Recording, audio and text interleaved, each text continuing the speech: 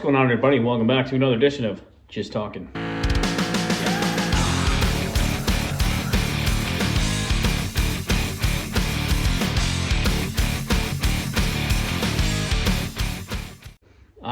Last week talked about split ear trucks and how it's kind of a pain in the butt to find parts for them. This week, I want to talk about diesel conversions. Some of the costs in them, what some people expect from them. Just some general information on diesel conversions. I've done a couple. I've done a 4BT in a Cadillac.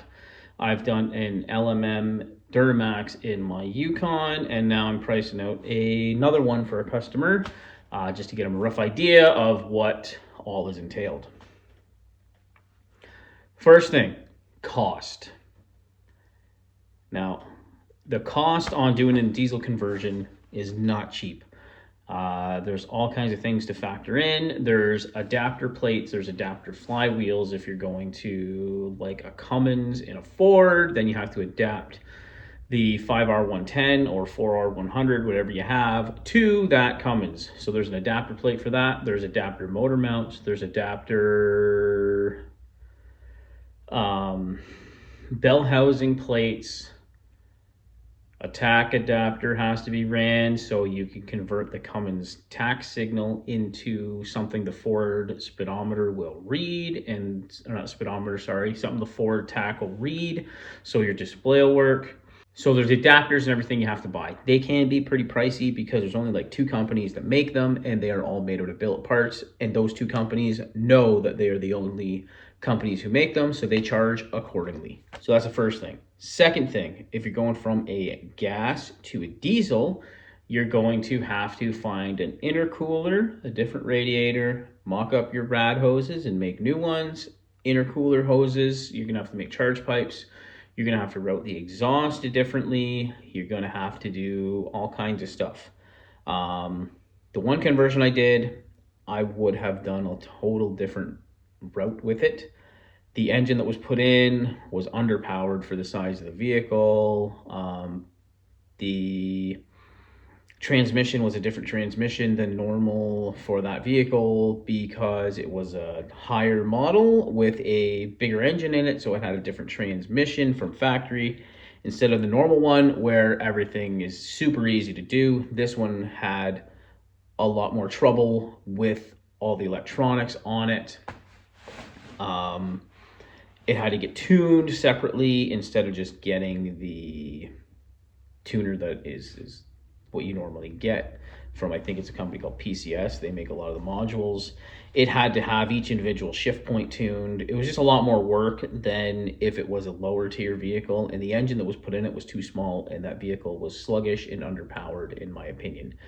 I would have went a different route with it. I would have probably put a Duramax in it, because it was a bigger vehicle. It was like a full-size Cadillac, and getting GM to talk to GM is a lot easier than getting GM to talk to nothing for the modules.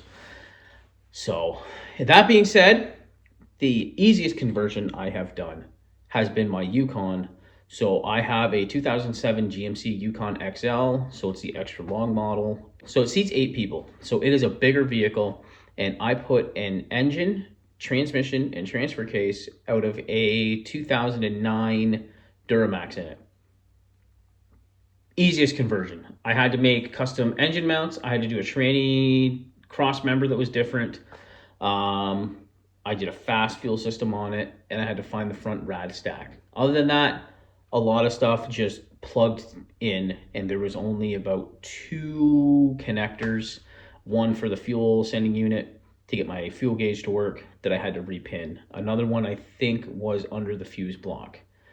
But other than that, the gas BCM and the diesel ECM, they all talked because they ran the same CAN bus system, they ran the same data lines, they ran the same everything.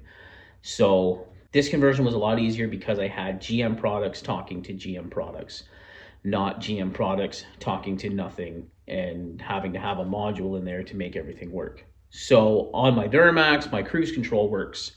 My auto start, if I had it, would work. You plug into the OBD2 and it plugs into the Duramax ECM.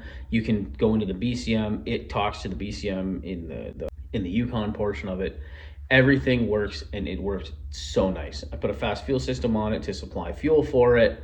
When it was out, I put a new CP3 in it and also head studs. The rad stack that I got though was the wrong one. I got one for a LB7, I think it was, because the LML that was here, the front end was smashed up on it. So I got the drivetrain and everything out of that, but the rad stack was different. So I had a rad stack out of an LB7 put in, but stuff didn't quite line up right, and I had to kind of modify where the headlights go in and some stuff like that. But if I had had a rad stack and everything out of an LB or an LMM, it would have been perfect. Like, I could have just probably used the factory charge pipes and everything like that. So a lot of the cost that I saved was being able to do all the labor myself.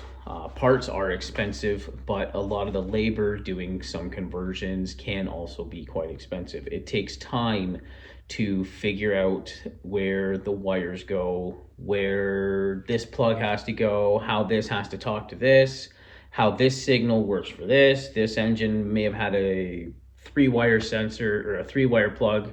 This sensor has, say, a 4-wire or a 2-wire or a 5-wire plug, and there's like double grounds or something like that in that sensor. You have to figure out all the pins to get everything working properly.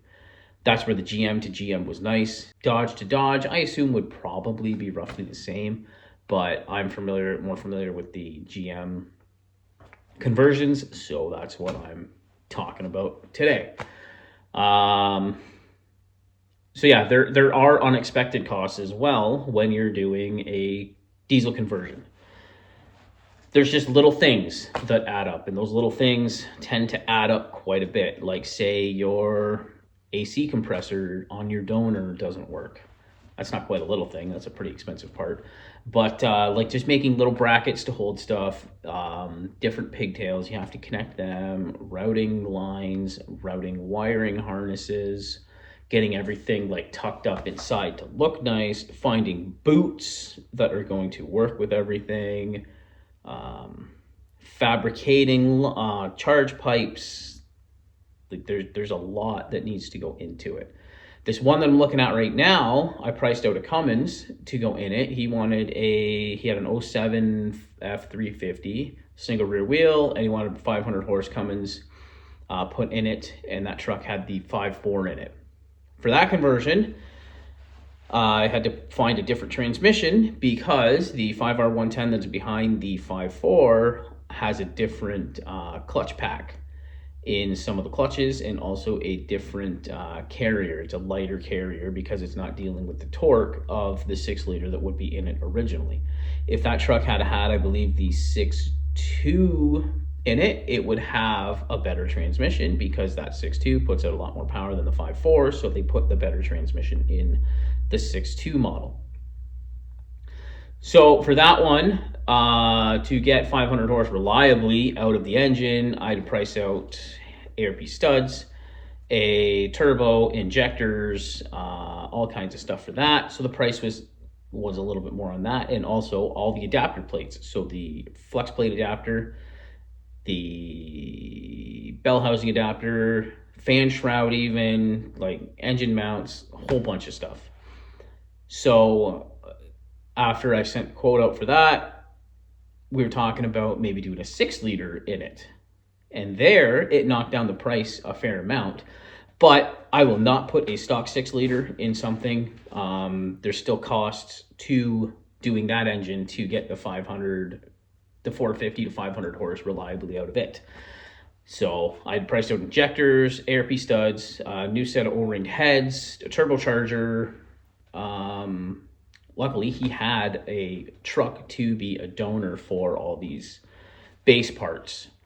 So the transmission in that other truck can just bolt right up to that 6-liter, and there's no conversion parts, there's no adapters, no nothing like that for it. Now, that being said, there probably is some harnesses that would have to come out of that 6-liter donor truck and go into the project truck, but he's got everything there, so it would all work out. And that is one way that you can cut some costs. If you have a donor truck, then you don't have to buy all this individual stuff piece by piece. So everything will be there on that donor truck. The biggest way you can save costs is if you can do labor yourself. Labor's expensive. Parts are expensive, but labor is also expensive. So yeah, that's just some of my thoughts on some diesel conversions that I have done. I do enjoy doing them. They are fun, they are a challenge, and when they are done, they are pretty cool. So thanks for watching, and we'll catch you on the next one.